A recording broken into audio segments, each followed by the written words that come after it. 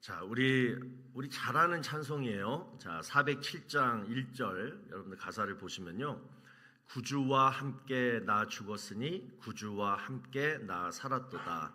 영광의 그날에 이르도록 언제나 주만 바라보. 우리 한번 불러볼까요? 자, 시작. 구주와 함께 나 죽었으니 구주와 함께 나 살았도다.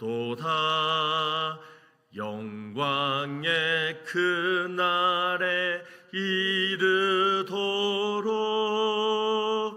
언제나 주만 바라봅니다.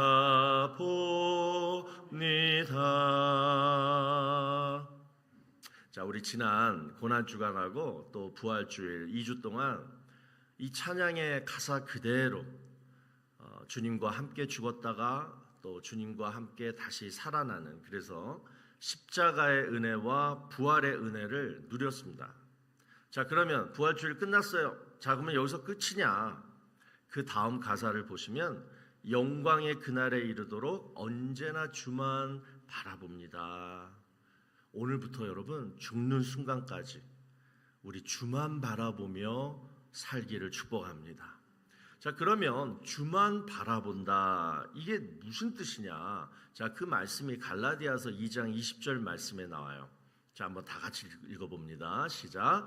내가 그리스도와 함께 십자가에 못 박혔나니 그런즉 이제는 내가 사는 것이 아니요 오직 내 안에 그리스도께서 사시는 것이라. 이제 내가 육체 가운데 사는 것은 나를 사랑하사 나를 위하여 자기 자신을 버리신 하나님의 아들을 믿는 믿음 안에서 사는 것이라. 정말 우리 예수님이 내 죄를 사해 주시기 위해서 십자가에 달려 죽으셨다가 다시 무덤에서 부활하셨다, 이 사실을 내가 정말 믿는다면 여러분, 예수님은 여러분 안에 계십니다. 믿으시기 바랍니다. 그리고 그 예수님, 여러분 마음 안에 계신 그 예수님을 믿는 믿음 안에서 살아야 돼요. 이것이 언제나 주만 바라보는 삶이고 이것이 진짜 크리스천의 삶입니다. 그런데 문제는 누가 몰라요?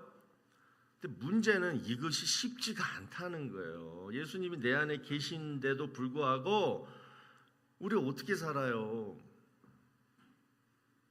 특별히 우리 언제 이게 쉽지가 않냐면요, 내 마음이 닫혀질 때 믿음 안에서 사는 것이 힘들어집니다. 자, 그 대표적인 사건이요, 예수님이 부활하셨던 그 날 밤에 예수님이 제자들을 찾아가시죠.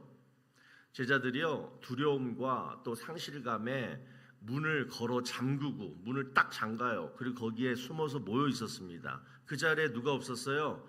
토마스, 도마는 없었어요. 자, 그런데 그 잠긴 방 안에 예수님이 어떻게 들어오셨어요. 문을 따고 들어오셨는지 아니면 그냥 벽을 뚫고 들어오셨는지 정말 신비스러운 사건이에요. 그냥 예수님이 그 잠겨진 방에 들어오셨어요. 그리고 하신 말씀이 뭐예요? 샬롬, 평강이 있을지어다, 이렇게 말씀하십니다. 저는 이 특별한 사건을 통해서 하나님이 우리에게 주시는 메시지가 있다고 믿습니다. 자, 그것이 뭐냐? 내 마음이 어떤 일로 닫혀져 있고 심지어 잠겨져 있어도 우리 주님은 그 마음을 뚫고서라도 내 마음 안에 평강으로 찾아오신다는 거예요. 그러니까 예수님이 내 마음 안에 들어오시고자 하시면 내가 아무리 마음 문을 굳게 걸어 잠고 있어도 아무 소용이 없다라는 거예요. 우리 구원도 그렇게 받았잖아요. 여러분, 의심도 마찬가지입니다. 그 자리에 도마가 없었죠. 근데 도마는 제자들한테 그날 밤 있었던 얘기를 듣고 화가 났을 것입니다. 아, 왜 내가 그 자리에 없었을까? 그래서 이런 얘기를 해요. 나 예수님 손에 못자국 보고 내 손가락을 그 못자국에 넣어보고 내 손을 옆구리에 넣어보지 않고는 나 예수님 믿지 않을 거야. 여러분, 의심이라는 단어는요, 라틴어로 뜻이 갈림길에 서 있다, 이런 뜻이에요. 자, 우리는 갈림길 딱 앞에 멈춰 서게 됩니다. 그리고 고민을 하죠. 어느 길로 갈까? 어느 길이 좋을까? 그래서 인터넷으로 정보도 찾아보고 사람들한테도 물어보기도 하고 또는 내 느낌, 내 감정을 따를 때도 있습니다. 지금 도마의 상태가 바로 지금 갈림길에 서 있는 상태였어요. 이미 제자들로부터 팩트, 사실은 들었어요. 예수님이 부활하셨다. 우리한테 나타나셨다. 사실은 들었어요, 지금. 그런데 문제는 이 도마의 감정이 아직 지금 정리가 되지 않은 거예요. 그래서 감정적으로 얘기를 합니다. 못자국을 봐야지, 내 손가락으로 상처를 만져봐야지. 이건 여러분 감정적인 얘기예요. 도마가 의심을 하거나 믿음이 없어서가 아니라고 저는 생각해요. 자, 그런데 이제 여드레 일주일이 지나서 또다시 예수님이 그 방에 찾아왔을 때 그때 도마가 있었어요. 그리고 도마가 어떻게 합니까? 주님 딱 뵀을 때 상처를 만졌습니까? 아니에요. 보자마자 뭐라 그랬어요? 나의 주님이시며 나의 하나님이십니다. 여러분, 성경에서요, 예수님을 하나님이라고 부른 사람은 이 도마밖에 없어요. 이게 뭘 의미합니까?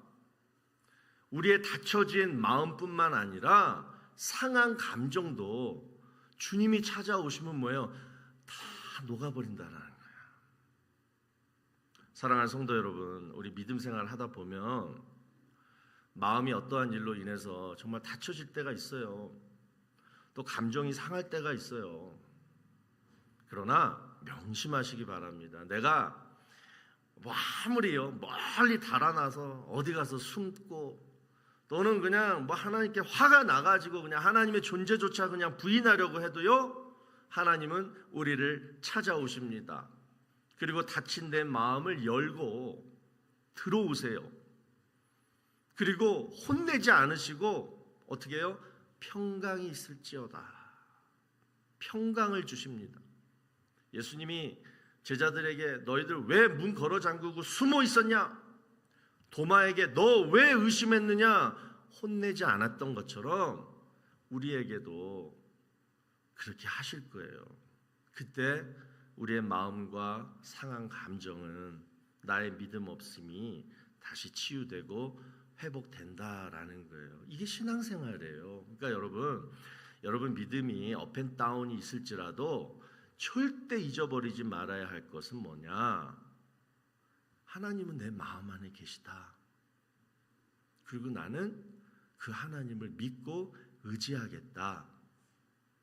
이것이 진리이고 이것만이 내 삶의 방법이다. 여러분 꼭 그렇게 사시기를 바랍니다. 감리교를 창시한 요한 웨슬리 목사님도 그랬다고 해요. 설교하는 목사인데도 가끔 의심이 생기고 하나님이 정말 살아 계신가? 이 성경이 정말 하나님 말씀인가? 설교하는 목사도 자꾸 이 의심과 불확실함이 생기니까 너무 괴로웠다는 거예요. 그래서 그의 친구이자 멘토였던 그 보울러라는 사람한테 이 고민을 얘기하니까 그가 이렇게 얘기했다고 합니다. 이보게, 그 문제가 힘들다면 이렇게 한번 해봐. 믿음이 생길 때까지 믿음에 관한 설교를 해보게. 계속. 그러다 보면 믿음이 생기고 그 후에는 진정한 믿음을 가지고 설교하게 될 것일세.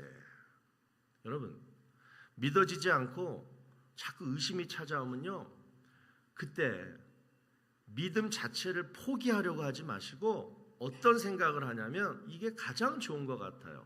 나는 믿음을 가진 자다. 나는 믿음이 있다. 그래서 믿음을 가진 사람처럼 계속 살다 보면 뭐예요? 진짜 믿음이 생겨요. 우리 안에 예수님이 계시고 또 여기에도 이 예배당 안에도 분명히 예수님이 계시는데, 그런데 왜 나는 평상시 그것을 못 느끼고 살아갈까? 왜 1년 365일 중에 정말 이 믿음에 대한 간절한 뜨거움이 과연 며칠일까? 지난주에 제가 이 문제를 가지고 좀 씨름을 해봤어요. 이 고난주간 또 이렇게 부활절 이렇게 보내면서 평소보다 좀 더 많이 말씀 묵상하고 또 기도하는 시간, 또 우리 성도님들 릴레이 기도 막 하고 그랬잖아요. 그러니까 막 이런 시간을 많이 가져서 그런지 제 마음이 너무 막 뜨거워졌어요. 막 뭘 성경을 봐도 막 은혜가 되고 기도해도 막 너무 막 파워풀하게 막 확신이 들고 막 이런 거를 제가 막 2주 정도 막 보낸 거예요. 그러니까 이거를 근데 막 계속 누리고 싶은 거예요. 이 뜨거운 믿음, 이 뜨거운 이 상태를 계속 유지하고 싶다. 뭐 걱정도 안 되고 염려도 안 되고 누구도 밉지도 않고 막 그래요. 이거 여러분 기억하세요. 확실한 것은 내가 하는 만큼 믿음은 생겨요. 그래서 어떻게 하면 이 하나님의 임재함, 이 뜨거운 믿음을 계속 느낄 수 있을까 고민하면서 오늘 이 말씀을 준비해 봤습니다. 한 2가지 방법을 여러분과 함께 나눠보고자 해요. 첫 번째, 하나님의 임재함을 계속 느낀다. 다시 말해서 뜨거운 믿음을 계속 유지시키는 방법은 첫 번째, 감사예요. 감사. 그런 믿음이 생겨요. 자, 오늘 본문 10절을 보시면 그러나 내가 나된 것은 하나님의 은혜로 된 것이니. 자, 이건 영어로 한번 보세요. 자, 다시 but 그거 전개 by the grace of God I'm what I am. 여기서 핵심은 바로 but 그러나예요. 반대말이죠. 그러니까 과거에 나는 힘들었는데 I am what I am. 지금의 나는 뭐예요? 행복하다. 그 이유가 뭐냐? 하나님의 은혜로 된 것이니. 이 문장이에요. 내가 자격이 있어서가 아니라 난 정말 은혜 받을 자격이 전혀 없는데, 그런데 지금 사도 바울이 고백하는 거예요. 이상하게도 왜 내 마음이 이렇게 평안하고 현재 삶이 왜 이렇게 만족스럽지? 거기다가 얼굴도 한 번도 보지 못한 하나님께 왜 이렇게 감사한 마음이 들지? 여러분 여러분 평안과 요 감사는요, 내가 일부러 만들 수 있는 감정이 아닙니다. 평안해라 평안해라, 감사하자 감사하자, 이래서 드는 감정이 아니라 이건 뭐예요? 자연스럽게 우러나오는 감정이에요. 그래서 사도 바울이 이 감정에 대해서 지금 이렇게 설명하는 거예요. 이런 감정이 드는 이유는 오직 뭐다? 하나님의 은혜로 된 것이니. 여러분, 은혜라는 말 헬라어로 뭐죠? 카리스예요. 그 어원이 감사랑 똑같아요. 그러니까 다시 말해서 이 평안과 감사는 하나님의 은혜를 받으면 자연스럽게 내 마음에서 우러나오는 감정이라는 거예요. 그래서 은혜를 받은 자는 어떤 환경에서도 늘 평안하고 감사하게 되어 있습니다. 심리학자인 맥스웰 왈츠 박사가 이런 얘기를 했어요. 인간은 95%가 늘 불평과 열등감 속에 사로잡혀 살고 있다. 이걸 연구한 거예요. 어떻게 했냐면 24시간 카메라로 사람들의 얼굴을 계속해서 찍어보니까, 여러분들도 한번 궁금하시죠? 내 평상시 얼굴 표정이 어떨까 보니까 불평과 열등감의 얼굴이 95%나 되더라는 거예요. 또 성공했다는 이 대기업 CEO들도 그 어느 누구도 부자인데 자기 수입에 만족하는 사람이 없다라는 거예요. 그리고 이 연구 조사를 이제 다 마치고 마지막으로 이 왈츠 박사가 하는 말이 요겁니다. 사람들이 왜 이렇게 불평하고 만족스러워하지 못할까? 여러분, 그 이유가 뭐라고 생각하세요? 바로 기준점. 내가 감사하고 내가 만족할 수 있는 그 어느 그 기준이 잘못 세워졌기 때문이다. 그러니까 내가 생각하는 기준을 어디에 있냐에 따라서 우리의 만족도와 행복감은 변화될 수 있다라는 거예요. 자, 그렇다면 여러분 보세요. 불평과 감사, 그다음 만족과 불만족, 이 모든 게 다 어디서 나옵니까? 바로 우리 마음에서 나오는 감정들이에요. 그런데 우리 마음 안에 아까 누가 계신다 그랬어요? 우리 하나님이 계시잖아요. 자, 따라서 여러분 이제 오늘 바로 이 순간부터 기준점을 어디에다 둘 것이냐를 우리 한번 생각해 보자고요. 내 마음대로 사는 크리스찬이 될 거냐, 아니면 내 마음 안에 계시는 우리 하나님과 함께 사는 크리스찬이 될 것이냐. 다시 말해서 내 만족과 행복과 감사의 기준을 내 마음에 둘 것이냐, 아니면 내 마음 안에 계신 하나님한테 둘 것이냐. 여러분 이거 별거 아닌 것 같은데 엄청난 차이인 거예요. 여러분이 잘 아시는 그 미국 제3대 대통령 토머스 제퍼슨이 성경 하나를 만들었어요. 제퍼슨 바이블이라고 해요. 자, 구약 성경은 안 했고 오직 신약 성경을 가지고 자기가 믿고 싶은 것만 남겨두고 나머지는 칼로 다 오려요. 한번 여러분 인터넷 찾아보세요. 오려져 있어요. 그리고 그것을 접착제로 또 어떻게 붙여요. 그러니까 성경을 난도질한 거예요. 그러니까 성경 내용이 이성적으로, 자기 이성적으로 또는 논리적으로 납득이 되지 않으면 무조건 칼질을 해버린 거예요. 그래서 제퍼슨 바이블에는 예수님의 신성, 예수님은 하나님이다, 이런 관련된 구절이 하나도 없습니다. 그러니까 뭐 성령으로 잉태하여 동정녀 탄생 이런 거 없고, 하늘로 승천한 거 없고, 죽었다가 살아나신 부활 없고, 또 물 위를 걸은 기적 이런 거 없고, 오병이어 기적 이거 말도 안 되잖아. 또 나사로를 살리신 기적 이런 건 다 빼버렸어요. 그게 여러분 성경입니까? 성경 아니죠. 그냥 제퍼슨 바이블인 거예요. 제퍼슨이 이해되고 납득되는 성경.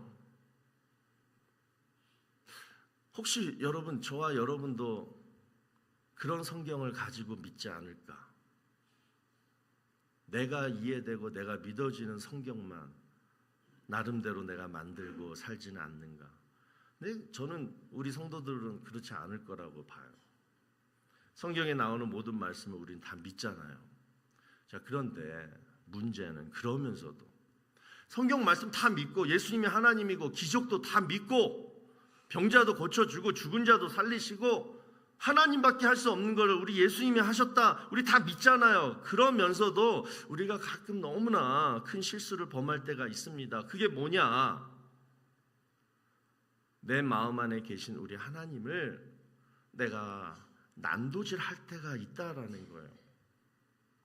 토머스 제퍼슨은 칼과 접착제로 하나님의 기적을 난도질했다라면 우리는 뭘까요?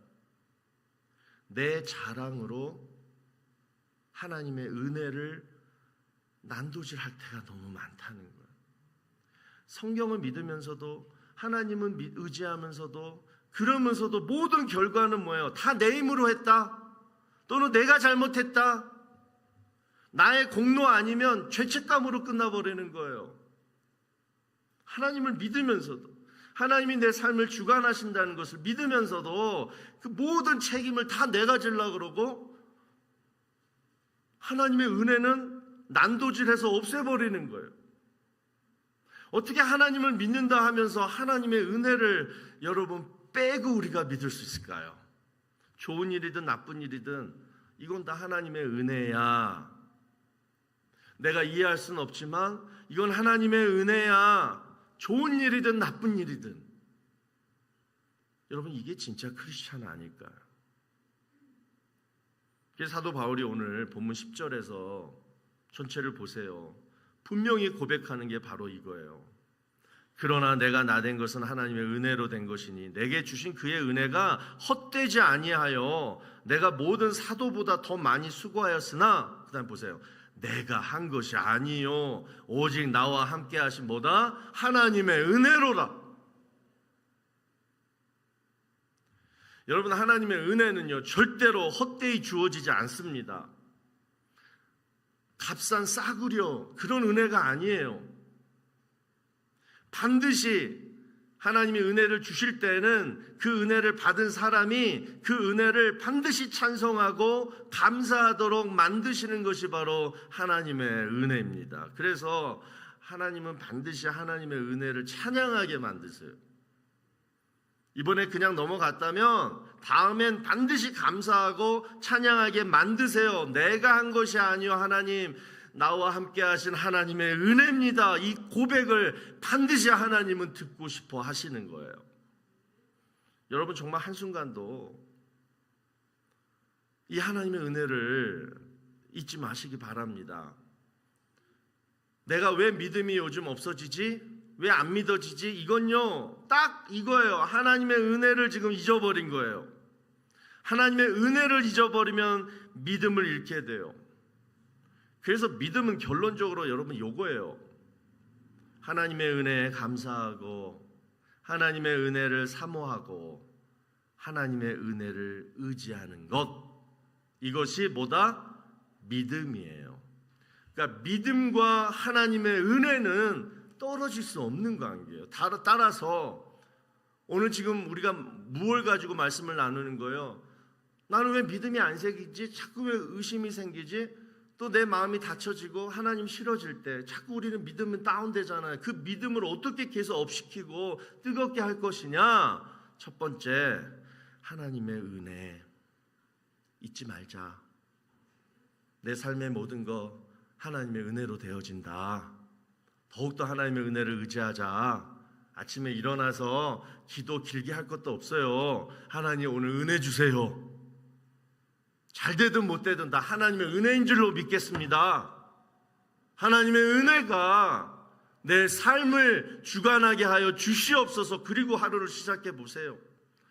그러면 뭐가 잘 되면 이거 하나님 은혜네. 뭐가 잘 안 되면 요것도 하나님의 은혜일 거야. 그럼 뭐예요? 화도 안 나고.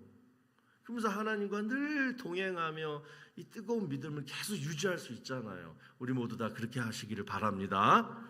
두 번째는 뭐냐? 하나님의 임재를 계속 느끼려면 여러분, 첫 번째는 뭐라고요? 감사. 무슨 감사? 하나님의 은혜 감사. 두 번째는 뭐다? 겸손이에요. 겸손. 오늘 사도 바울이 나의 나된 것은 다 하나님의 은혜로다, 이 은혜를 고백하기 전에 먼저 고백한 것이 뭐였냐면 8절을 보시면 나는 만삭되지 못한 자였다. 엄마 뱃속에서 10개월을 채우지 못하고 그냥 먼저 나왔다 이거예요. 그 다음에 또 9절 보시면 나는 사도 중에 지극히 작은 자다. 이렇게 자신을 낮추고 있는 모습을 보게 됩니다. 자, 여러분, 하나님 은혜 안에 살면요, 우리는 낮아지게 되고 겸손하게 돼요. 하나님의 은혜가 이렇게 만드는 거예요. 그래서 에스겔 47장에 나오는 환상처럼 여러분, 생수의 강이 어디로 흘러요? 늘 낮은 데로 흘러요. 그러니까 말씀의 은혜 누가 받아요? 성령의 은혜 누가 받아요? 하나님의 축복 누가 받아요? 낮은 자에게 임한다라는 거예요. 그래서 겸손한 자는 늘 축복을 받아요. 그러니까 믿음이 뜨거워지겠어요? 안 뜨거워지겠어요? 겸손한 자는 그래서 믿음을 계속 가지고 있는 거예요. 축복을 주시는데 하나님이. 우리 장로교단 헌법에 보시면 예배 모범이라는 파트가 장르가 있는데 그 은혜를 받는 세 가지 방법이라 그래요. 자, 은혜를 받는 세 가지 방법. 그래서 은혜의 세 가지 방편이다 이렇게 얘기하는데 그 세 가지가 뭐냐면 첫 번째 말씀, 두 번째 기도, 세 번째 뭘까요? 손 들고 발표해 보세요. 성찬. 우리 성찬식 하잖아요. 이 세 가지 하면 은혜를 받는데요. 자, 그러면 어떻게 말씀, 기도, 성찬을 통해서 하나님의 은혜를 받을까?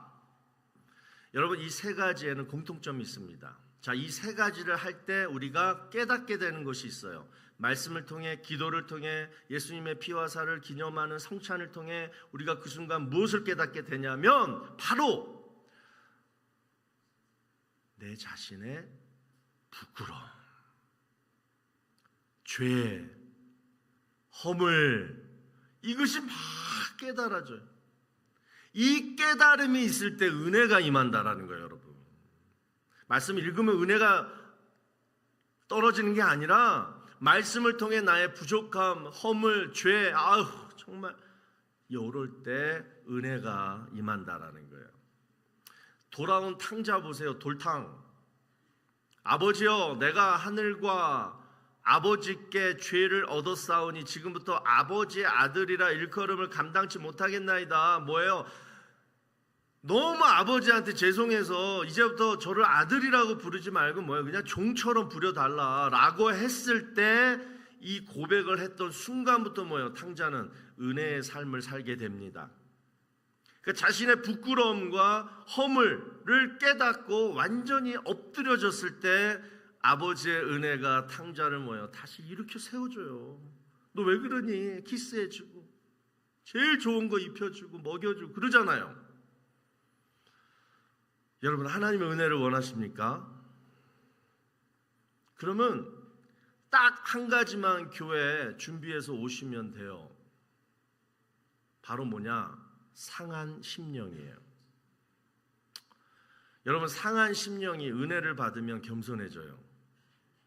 그러면 하나님이 축복하시는 거예요. 그러니까 처음 겸손해지는 것이 힘들지, 한번 겸손해지면 그때부터 하나님이 그와 함께 하시면서 늘 높여주시는 거예요. 사도 바울 보세요. 얼마나 사도 바울 교만했습니까? 세상 제일 교만한 사람이 사도 바울이에요. 공부도 많이 했죠. 출생 신분도 금수저죠.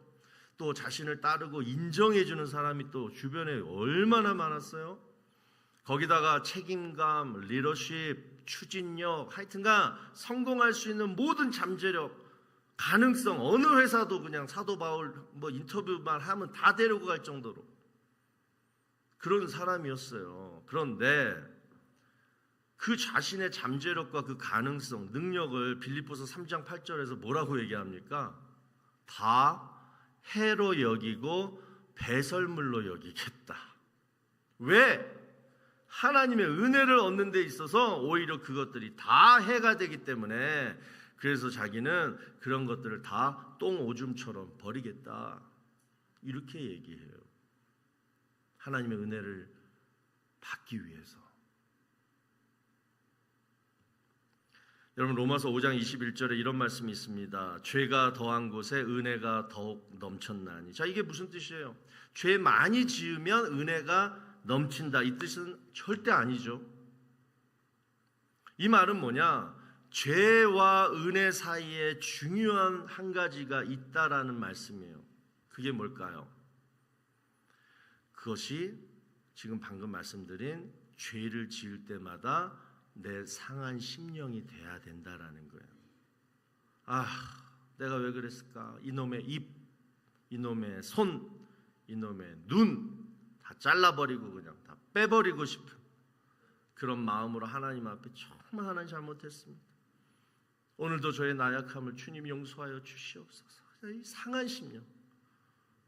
제가 여러분들한테 한번 여쭤볼게요. 요즘 여러분 죄 짓고 이렇게 상한 심령이 됩니까? 아니면 그냥 무덤덤합니까? 언제부턴가 이제 회개기도 하기도 귀찮아. 하나님이 알아서 용서해 주시겠지.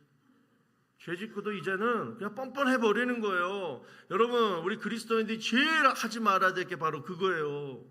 죄는 짓지 말라 이렇게는 못해요. 다 연약한 우리들이기 때문에. 죄는 지을 수 있지만 죄를 짓고 슬퍼하고 괴로워하고 애통하고 바로 이 상한 심령은 크리스찬이라면 꼭 가져야 돼요. 그거 상한 심령 없고 회개기도 없으면 여러분, 내가 다시 돌아올 수가 없어요. 하나님의 은혜를 다시 받을 수가 없어요. 그래서 여러분, 시편 51편 17절에 뭐라고 얘기합니까? 너가 죄를 져도 괜찮아.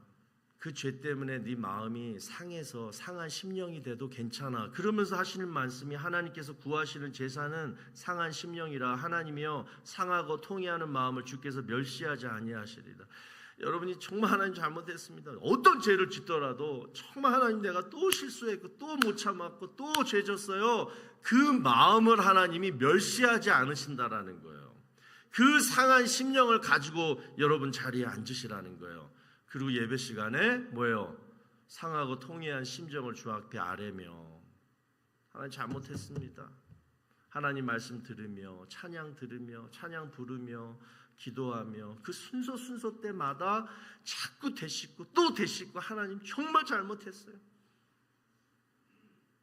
그 상한 심령으로 11시부터 12시까지 1시간 동안 예배를 드리는 거예요. 그리고 마지막 축도 받을 때, 하나님 이번 주는 정말 제가 죄 안 지을게요. 또다시 내가 또 죄짓지 않을게요. 그리고 돌아가는 거예요. 그런 사람에게 뭐가 임한다? 하나님의 은혜가 임한다라는 거예요. 케네디 대통령 묘비에 가보면 다음과 같은 말이 있다고 합니다. You may be next. 다음은 네 차례야. 이게 뭐 뜻이에요? 너 몇백 년 살 것 같았지? 나도 그렇게 생각했는데 죽음은 순서가 없어. 반드시 와. 다음이 네 차례야. 그 얘기예요. You may be next. 근데 저는 이 말을요, 사실 장례 예배 설교 때 썼던 예화인데, 근데 제가 이 말을 오늘 본문에 맞춰서 이렇게 한번 생각해 봤어요. 하나님의 은혜가 다음 네 차례야. 우리 한번 다 같이 따라해 보십시다. 하나님의 은혜가 다음 내 차례야. 여러분, 하나님의 은혜가 언제부터 시작됐습니까? 예수님이 올라가신 골고다 언덕, 거기 십자가에서부터 시작이 된 거예요. 하나님의 은혜는 십자가에서부터 시작이 된 거예요. 그러니까 뭐예요? 2000년 동안 그 십자가를 믿어서, 그래서 그 하나님의 은혜를 누리며 산 사람들이 이 지구촌에 얼마나 많습니까? 저와 여러분들 포함해서. 그런데 오늘 우리가 생각해 봐야 할 것은 그 중에 내가 있느냐 없느냐. 십자가를 나도 똑같이 믿고 예수를 구주로 영접했고 매주 교회 와서 죽으라고 교회를 힘쓰는데, 그런데 내 삶에 하나님의 은혜가 있느냐 없느냐, 이건 좀 우리가 시리어스하게 좀 생각을 해야 돼요. 하나님의 은혜 줘도 그만 안 줘도 그만이 아니라, 왜 하나님의 은혜를 받는 자리에 내가 없지? 왜 내 삶 속에는 하나님의 은혜가 없지? 이건 좀 생각을 해봐야 돼요. 오늘 여러분이 이것만 결단하시면 You may be next. 다음 네 차례야. 내가 하나님의 은혜 너 줄게. 여러분, 이미 하나님의 은혜를 다 받았다라고 생각하시는 분, 그건 착각이에요. 앞으로도 더 받아야 할 하나님의 은혜가 하늘 창고에 수북히 쌓여 있습니다. 오늘 제가 말씀드리는 이 두 가지, 오늘 결단해야 할 이 두 가지만 한번 해보세요. 첫 번째, 감사. 두 번째, 겸손. 이렇게만 살면 첫 번째, 내 안에 계신 하나님의 임재를 항상 느낄 수 있고, 그래야 돼요. 그게 우선이에요. 그리고 두 번째, 그 임재를 통해 하나님의 은혜가 여러분의 삶 속에 내려지는 것을 여러분이 또한 느끼게 되실 거예요. 좋은 일이든 나쁜 일이든. 우리 한번 기도합시다. 이제 부활주일이 끝났습니다. 저는 부활주일 끝나고 이번 주, 그러니까 항상 매년 그래요. 이 주일이 저는 제일 감동적이에요. 그 십자가의 은혜와 부활의 은혜를 내가 다 선포했고 누리자고 했는데 이번 주부터 다시 그냥 다 없어지고 막 이래 버리면 너무 허무한 거예요. 여러분, 다시 단도리 칩시다. 주님이 주신 은혜 이제 내 믿음으로 받고 그 믿음을 내 삶 속에서 능력 있게 누리려면 하나님의 은혜밖에 없습니다. 하나님의 은혜. 내 삶은 하나님의 은혜입니다. 그러려면 감사합시다. 겸손합시다. 오늘 시간 결단하며 우리 주님 앞에 나가기를 바랍니다. 기도합니다. 주여 아버지 하나님 십자가의 은혜로 구원하신 주의 자녀들이 오늘 주의 말씀 듣고 주님 하나님의 은혜를 더욱더 사모하게 하시고, 좋은 일이든 나쁜 일이든 이것이 다 하나님의 은혜다. 나는 늘 죄인이고 부족하지만 나는 하나님의 은혜 없이는 못 산다. 하나님, 은혜를 주시옵소서. 내 삶의 24시간 그 어떤 것도 하나님의 은혜 아니고서는 되는 일이 없습니다. 나의 힘으로 되지 아니하고 나의 능력으로 되지 아니하고 오직 하나님의 은혜입니다. 그 은혜에 감사하게 하시고 그 은혜를 받으려고 더욱더 겸손할 수 있도록 하나님 인도하여 주시옵소서. 자, 우리 다같이 여러분 일어나셔서 여러분 마음 안에 계시는 우리 하나님을 이 찬양을 부르시면서 느끼시기를 바랍니다. 여러분 가슴에 손을 이렇게 얹으시고 부르시면 더 좋을 것 같아요. 여러분이 예수님을 구주로 영접했던 순간부터 여러분 가슴에 그 예수님이 계신 거예요. 그 예수님을 못 느낀다라면 믿음 없는 거예요. 그러니까 여러분 이 시간 이 찬양하시면서 여러분 안에 있는 우리 주님을 다시 한번 느끼시기를 바랍니다. 내 안에 사는 이, 내 안에 사는 이 예수 그리스도니 나의 죽음도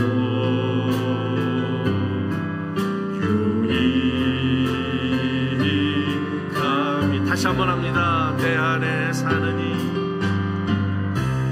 내 안에 사느니 우리 주님 예수 그리스도니 나의 죽음도 유익. 우리 그 주님을 나의 왕으로 우리 올려드립니다. 나의 왕, 내 노래, 내 생명, 또 내 기분, 나의 힘, 나의 것, 내 평화, 나의 주. Christ in me, Christ in me is to live, to die is to gain. Christ in me is to live, to die is. He is my King, He is my King, He is my song, He is my life, and He is my joy, He is my strength, He is my soul, He is my peace, He is my Lord. 내 안에 사느니, 내 안에 사느니 예수 그리스도니 나의 죽음도 아멘 아멘 유익 아멘 감이라. 이제부터 하나님 내 안에 사시는 분은 우리 예수님을 정말 이 시간부터 죽을 때까지 믿고, 내가 어려움 있을 때, 또 외로울 때, 정말 나의 힘이 필요하고 위로가 필요하고 내 삶을 승리할 수 있는 정말 날카로운 검이 필요할 때 내 안에 계신 분인 바로 예수님이신데, 우리가 그 예수님을 인정하고 믿고 정말 이제부터 의지하기로, 그래서 내 믿음이 업앤다운이 심하지 아니하고 늘 스테이블할 수 있도록, 늘 예수님을 언제든지 찾을 수 있도록 그런 주의 자녀들 다 되게 하여 주시옵소서. 이제는 우리 구주 예수 그리스도의 무한하신 은혜와 하나님 아버지의 지극하신 사랑하심과 성령님의 감화감동 위로 교통하심이 내가 지금 나 된 것은 다 하나님의 은혜로 된 것입니다. 오늘 이 사도 바울의 고백을 내 믿음의 확실한 고백으로 이 시간 주님 앞에 드리며, 이제 앞으로 내 힘으로 사는 것이 아니라 오직 내 안에 계신 그 예수님의 은혜로 살기 원하여 오늘 말씀대로 늘 감사하고 늘 겸손하여 그래서 하나님의 은혜를 받아 누리며 살기로 이 시간 결단하며 돌아가는 사랑하는 주의 성도들 머리 위에와 가정과 자녀와 일터 위에 이제로부터 영원토록 함께 있을지어다. 아멘.